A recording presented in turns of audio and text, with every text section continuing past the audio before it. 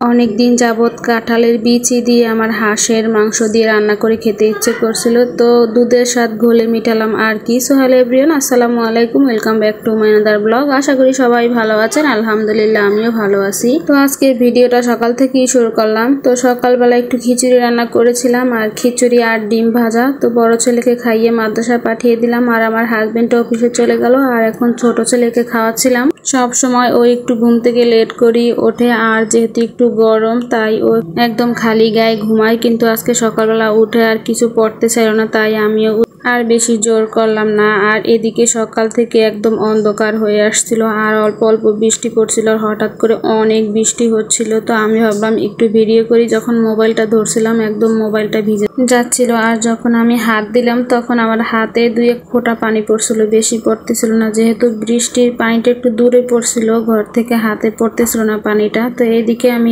চলে আসলাম আবার দুপুরে রান্না বান্না করার জন্য। তো এখানে আমি প্রথমে সমস্ত মশলাগুলো একটু শিলপাটায় বেটে নিচ্ছি ভালো করে। এইভাবে সমস্ত মশলাগুলো শিলপাটায় বেটে সাথে সাথে রান্না করলে যে কোনো খাবারের টেস্টটা দ্বিগুণ বেড়ে যায়। তো এখানে আমি সমস্ত মশলাগুলো নিয়ে নিলাম, আর নিয়ে নিলাম গরুর গোস্ত। এখানে আমি কাঁঠালের বিচি দিয়ে রান্না করব, তো সাথে কয়েকটা আমি দিয়ে দেবো আলু। তো এগুলো ভিজিয়ে রেখে দিলাম কাঁঠালের বিচিগুলো। আর এদিকে পেঁয়াজ, রসুন, আদা, গরম মশলা, জিরা, সমস্ত হলুদ, মরিচ সবকিছু একসাথে আমি হাত দিয়ে মাখিয়ে নিয়ে এবং গরুর গোস্তের সাথে আর একটু তেলও দিয়ে দেবো, লবণও দিয়ে দেবো, ভালো করে মাখিয়ে নিয়ে তারপর আমি দিয়ে দিব প্রেসার কুকারের ভিতরে। প্রেসার কুকারে দিয়ে আমি 6 থেকে 7টা সিটি দিয়ে তারপর আমি এখানে কাঁঠালের বিচিগুলো দিয়ে দেব। তো এখানে আমি ঢাকনা দিয়ে দিলাম, একটু পানিও দিয়ে দিলাম, দিয়ে কিছুক্ষণ ঢাকনা দিয়ে সিটি দিয়ে দেবো। আর এদিকে আমি পাশের চুলায় ডাল বসিয়ে দিলাম। তো আমি বরাবরই ডালটা আগে প্রথমে লবণ দিয়ে সিদ্ধ করে নিই, তারপর আমি হলুদের গুঁড়া দিয়ে ভালো করে নেড়েচে তারপর পরিমাণ মতো পানি দিয়ে কিছুক্ষণ ফুটিয়ে নিয়ে দিয়ে দেই পেঁয়াজ রসুন দিয়ে বাগার দিয়ে দিই। তো এদিকে আমি একটু হলুদের গুঁড়ো দিয়ে কিছুক্ষণ ডালটা সেদ্ধ হতে দিলাম, ভালো মতো ফুটতে দিলাম।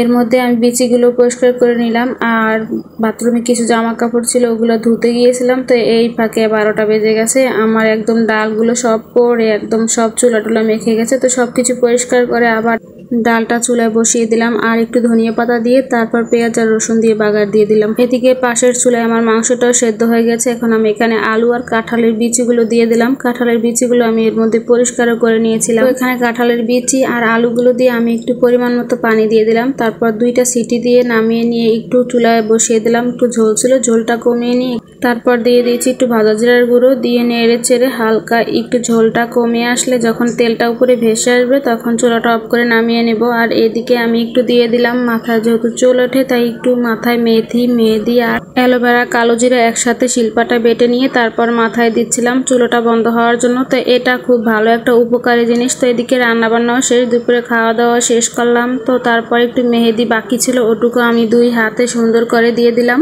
যদিও এই মেহেদির কালারটা হতে একটু সময় লাগে, কিন্তু খুব বেশি দিন থাকে আর কালারটা খুব সুন্দর হয়, আমার কাছে তো খুব ভালোই লাগে। তারপর বাবার বাড়ি থেকে আনা আরেকটা কাঁঠাল ছিল, ওই কাঁঠালটা আমরা সবাই মিলে খেলাম। ভিতরে কাঁঠাল কম ছিল কিন্তু কাঁঠালগুলো খুবই মজা ছিল। তো আজকের মতো এই পর্যন্তই, আল্লাহ হাফেজ।